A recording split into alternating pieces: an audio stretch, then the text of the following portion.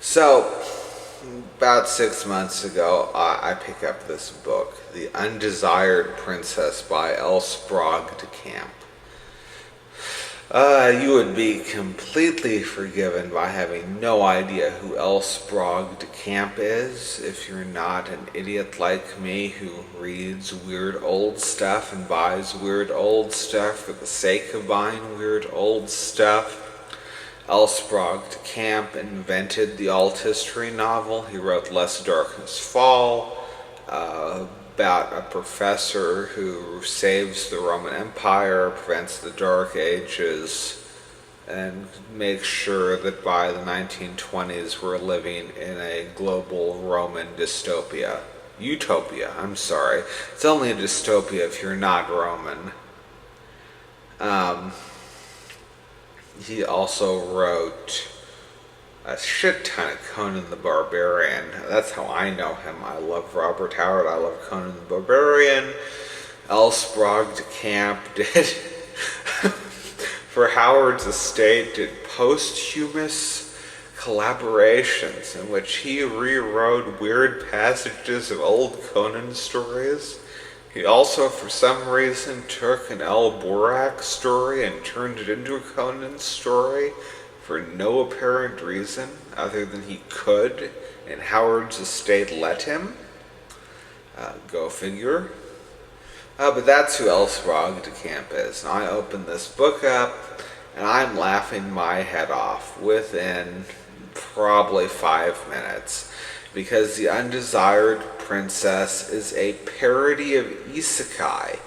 A parody of Isekai, the modern Japanese fiction genre, quote unquote. It's a parody of Isekai, written in 1936. 90 years ago. There have been bad Isekai stories for 90 years. 90 years ago, L. Sprague de Camp was making fun of bad Isekai stories. And he has all the tropes down. The hero is sent to the other world for no apparent reason except he's the chosen one. In this case, he's not hit by a truck. A wizard literally throws him through a portal. He gets to the other world and he slays the monster and marries the princess. Except he doesn't want to. He has absolutely no interest in the princess. He has no interest in being king. He has no interest in the king. He has no interest in any of that because, if you think about it, being isekai is a horrible experience. And now he's stuck in an arranged marriage with a woman he doesn't care about. Stuck in a fantasy world that defies all logic, where he is super powerful for no apparent reason. And he stops the kingdom from being overthrown, and he goes and chases the barbarians out of the capital, and he ends up becoming the great Khan of the Mongols, because not only are the Europeans stupid in this, but the Chinese are stupid too. So now all of a sudden he's king of the European kingdom, he's king of the Chinese kingdom. And he doesn't want any of this. He wants to go home. They bring him before God. And God turns out to be this hack of a Greek philosopher who got isekai during ancient Greece and sticks him with the job of being God. And he hates being God so much he destroys the universe and returns to his day job. That's a great parody of isekai. I mean, Konosuba who? I mean, it parodies isekai perfectly. And then you gotta realize that God, for de Camp to be parodying isekai in 1936, That means we gotta go all the way back to John Carter of Mars. John Carter of Mars? God, that was the 20s. That was the beginning of Isekai, back in the 20s. The 20s? We've been dealing with this for 100 years. Bad Isekai. 100 years of bad Isekai. So, Elsbrog de Camp makes fun of bad Isekai in 1936 because, as you probably already knew, we can blame Edgar Rice Burroughs and A Princess of Mars for bad Isekai. A Princess of Mars is actually a wonderful book. I love the first three John Carter novels. Princess of Mars, The Warlord of Mars, The Gods of Mars. They're actually very fun. And yes, I first read them as a 13-year-old based on the cover of Deja Thoris topless. My grandmother probably shouldn't have bought me that book, but she loved sci-fi and had stuff with even more ridiculous covers than that, so I guess she didn't care. But I love John Carter of Mars. I'm sorry, my roommate is making a ruckus. But I love John Carter of Mars, and it's still bad Isekai. But now we're looking at it from modern day, and sure, it's funny. They were parodying Isekai 90 years ago, and there have been Isekai novels for the past 100 years. But now if you're an anime fan, you realize everything's Isekai. Everything's Isekai to the point that if it's not Isekai, it's somehow, revolutionary. Really? Not being Isekai is revolutionary? No, it used to be nothing was Isekai. Only bad stuff was Isekai, except Inuyasha is Isekai. Inuyasha is a really weird form of Isekai. Somebody was talking about this on Tumblr, and I don't know enough to really comment because I never watched more than like 5 episodes of Inuyasha. But Inuyasha and I want to say series Celestial, whatchamacallit, were isekai about women who get isekai'd and find themselves surrounded by handsome, brooding men and end up dating the most brooding, most handsome man.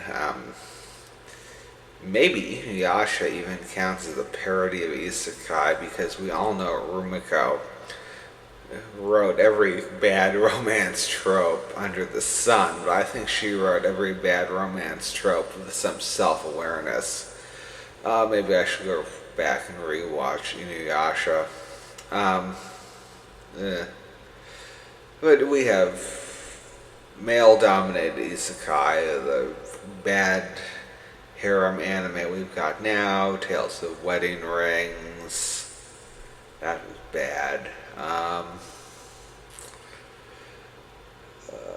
You also got all the cozy fantasy isekai. It's all wish fulfillment about, dying, being overworked in modern Japan, and all of a sudden being a medieval Japanese business owner in a fantasy world. You have I was reincarnated as a pharmacist. I think there are like 3 I was reincarnated as a pharmacist stories. There's also Farming Life in Another World, which is a terribly stupid power fantasy. It is the type of thing that you half expect should have been written by a dude bro from New York City. So those are awful. I actually, you're gonna hate me for this, I can't remember which of the I was reincarnated as a pharmacist I thought was actually cute, mostly because there's no harem, there's no romance. It is, as it says on the tin, just a really stupid, cozy fantasy about a Japanese businessman who becomes a pharmacist in a fantasy world because Japanese businessmen are obviously trained in pharmacy science. So yeah, I can't think of a single isekai I've liked except John Carter of Mars. And obviously I like the Undesired Princess, but it's making fun of the genre. So is anything currently isekai? No, there is something currently isekai that's good. And that's I'm in love with a villainess. I love girls' love stories. Yuri fan, totally. I'm in love with the villainess takes the isekai stuff not seriously. Very much like, the Undesired Princess is kind of a joke at the expense of isekai. She's in the Harry Potter, French Revolution ripoff universe, and it's a meditation on being a gay woman in Japan. And it was very well written, and it's not that interested in the whole isekai element. There's not a lot of fantasy world building. Wish fulfillment, it takes the premise somewhat seriously. A gay Japanese woman goes into her favorite video game to romance her fictional crush. She finds out her fictional crush is bisexual in the game, romances her. It's sweet. It's very good. Again, is that serious? Does that count as the one good serious isekai that I like? Sure, why not? You have to say you like something out of a genre. You can't just dismiss a genre out of hand. I think a lot of people will dismiss isekai. They'll dismiss everything isekai. If it's isekai, it's bad. A friend of mine says that all isekai is pointless because it's all jumping on a trend. That's fair, I suppose. But to dismiss everything in a genre is bad. So I'll take John Carter.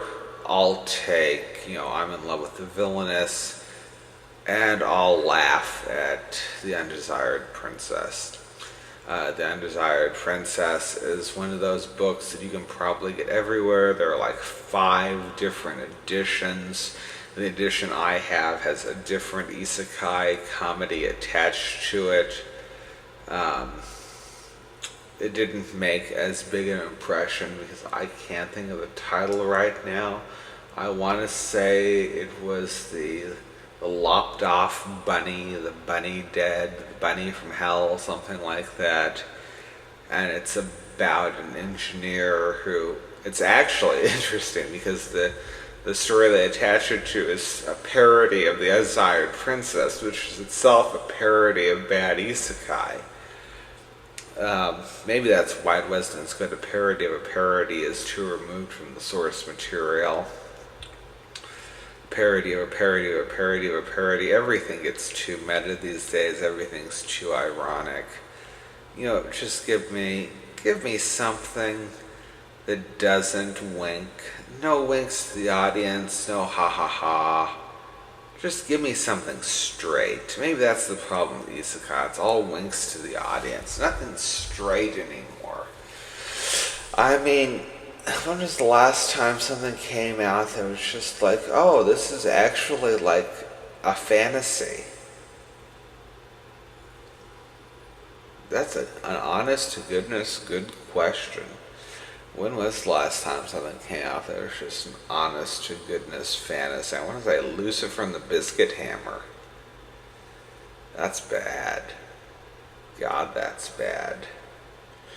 If you're also interested in my bad anime takes, previous episodes of this podcast addressed the fandom rivalry between Shinji Ikari and Simone the Digger, as well as some thoughts on classic versus modern anime, and I will see you next week.